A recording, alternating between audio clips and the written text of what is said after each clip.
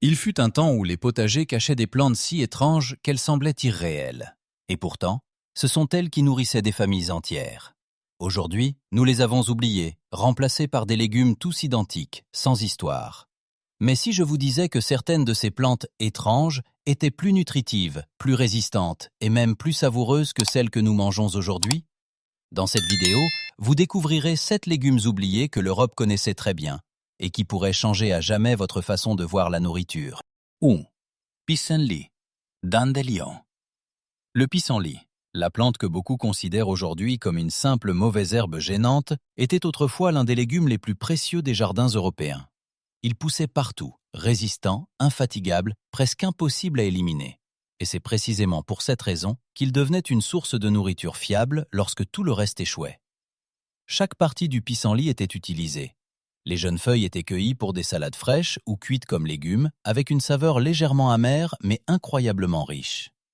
Les fleurs, lumineuses et délicates, pouvaient être frites ou transformées en vin. Et les racines, torréfiées et moulues, devenaient même un substitut du café. Mais ce qui le rendait vraiment extraordinaire, c'était sa valeur nutritionnelle. Ces feuilles contenaient plus de vitamines A, C et K que de nombreux légumes cultivés aujourd'hui, ainsi que du fer, du calcium et du potassium. Ce n'était pas seulement de la nourriture, c'était de la médecine, de l'énergie, de la survie. Le pissenlit représentait une idée simple mais puissante. Il ne fallait pas un potager parfait pour nourrir une famille, il suffisait de savoir reconnaître la valeur cachée dans les choses les plus communes. 2. Ortie, nettle. L'ortie est une plante qu'on n'oublie pas facilement, parce qu'elle pique. Il suffit de l'effleurer pour ressentir une brûlure intense, presque comme si la nature elle-même voulait vous dire de rester loin. Et pourtant, cette plante agressive était l'une des plus précieuses dans les jardins et les campagnes européennes. Derrière cette défense se cachait un trésor nutritionnel incroyable. Une fois cuites, les feuilles perdent complètement leur pouvoir urticant et se transforment en un légume à la saveur riche, similaire aux épinards, mais plus profonde et satisfaisante. Les familles l'utilisaient dans les soupes, les potages et les plats simples, qui pourtant nourrissaient vraiment. L'ortie était particulièrement importante au printemps, lorsque les stocks hivernaux commençaient à s'épuiser et que le corps avait besoin de nouvelle énergie. Elle était riche en vitamines A, C et K, ainsi qu'en fer, calcium et protéines, à tel point qu'elle était considérée comme un aliment presque complet. Cette plante représente une leçon oubliée. Parfois, ce qui semble hostile est en réalité ce dont nous avons le plus besoin. 3. Céleri rave. À première vue, le céleri rave n'invite certainement pas à la dégustation. Sa surface irrégulière, pleine de nœuds et de racines tordues, le fait ressembler plus à une racine oubliée dans le sol qu'à un aliment précieux. Et pourtant, dans les cuisines européennes d'antan, il était considéré comme un véritable trésor. Sous cet aspect rugueux se cache une chair blanche, crémeuse et parfumée, avec un goût intense de céleri mais plus profond et raffiné. Il pouvait être écrasé comme des pommes de terre, rôti lentement ou utilisé pour enrichir les soupes et les ragoûts, apportant une complexité que les légumes communs ne parvenaient pas à offrir. Ce qui le rendait indispensable était sa capacité à se conserver pendant des mois. Pendant les hivers longs et froids, lorsque la nourriture fraîche devenait rare, une seule racine de céleri rave pouvait durer longtemps, apportant nutriments et saveurs quand cela était le plus nécessaire. Ce n'était pas seulement un légume, c'était une réserve silencieuse contre la rareté, un ingrédient qui transformait des plats simples en quelque chose de riche et complet. 4. Salsifis, salsifi.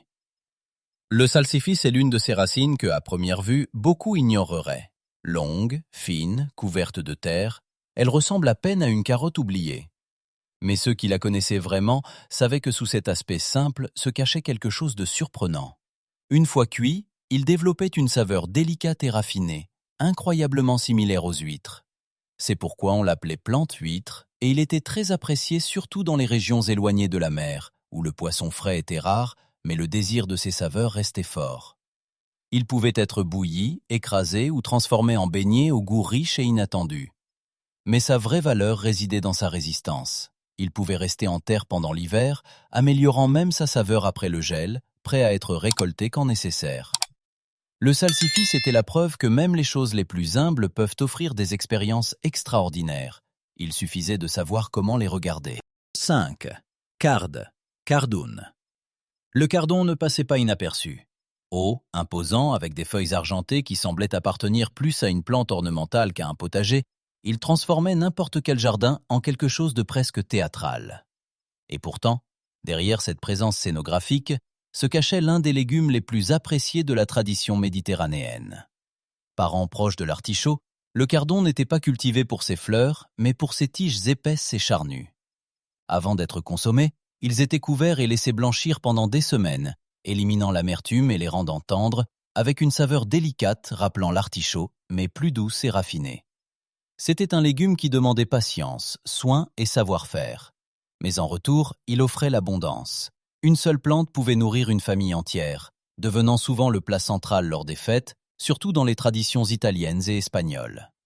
Le cardon représentait quelque chose que nous avons presque perdu aujourd'hui, la valeur du temps et de l'attente, transformée en saveur et en nutriments. 6. Chou marin. Siquel. Le chou marin semblait venir d'un autre monde. Des feuilles épaisses, presque charnues, d'une couleur bleu-gris qui le faisait ressembler plus à une plante décorative qu'à quelque chose à manger. Et pourtant, sur les tables européennes les plus raffinées, il était considéré comme un véritable délice. Ces jeunes pousses étaient cultivées avec soin, couvertes pour les maintenir tendres et pâles, se transformant en tiges délicates similaires aux asperges, mais avec une saveur plus douce et légèrement noisettée. C'était un aliment rare, presque luxueux, souvent réservé aux occasions spéciales.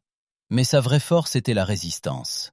Une fois planté, il pouvait produire pendant des décennies, supportant le vent, le sel et des conditions difficiles là où d'autres cultures échouaient. C'était une source stable, fiable, silencieuse, année après année. Le chou marin raconte une vérité simple. Certaines des ressources les plus précieuses ne sont pas les plus voyantes, mais celles qui résistent dans le temps. 7.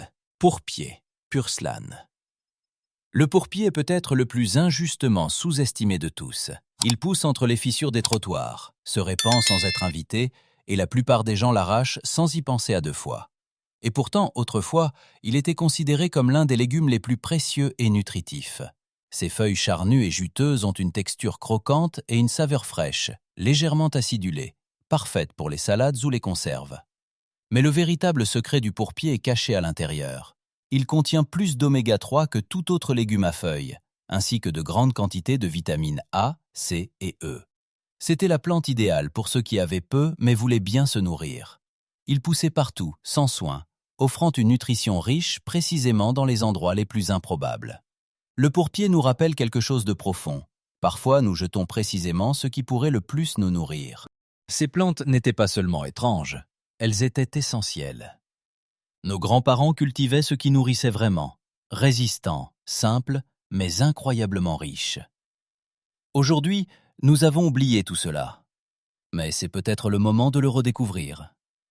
Si cette vidéo vous a fait voir la nourriture d'une manière différente, abonnez-vous à la chaîne pour découvrir d'autres plantes oubliées qui méritent de revenir dans nos vies.